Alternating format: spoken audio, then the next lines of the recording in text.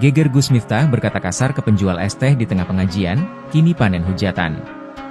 Gus Miftah kembali menjadi perbincangan karena diduga memaki-maki seorang penjual es teh di sebuah pengajian di Magelang.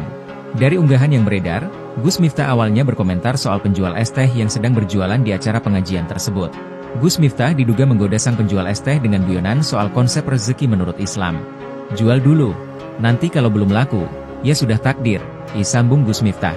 Cuplikan unggahan video detik-detik Gus Miftah diduga mengolok-olok pedagang es ini viral di media sosial dan menuai beragam kritik. Candaannya dianggap lewat batas, terlebih menggunakan kata kasar dalam bahan guyonannya. Peristiwa ini membuktikan bahwa dia memang bukan ahli agama atau ilmunya sedangkal ucapannya.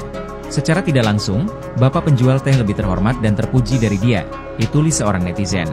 Sikap Gus Miftah tersebut juga turut dikomentari pakar hukum dan politik, Armstrong Sembiring. Menurutnya tokoh publik seharusnya menggunakan gaya bahasa santun saat menyampaikan ceramah. Dalam komunikasi, terutama oleh tokoh publik atau pejabat, penting untuk menggunakan bahasa yang menghormati dan membangun, dikata dia pada Selasa, 3 Desember 2024.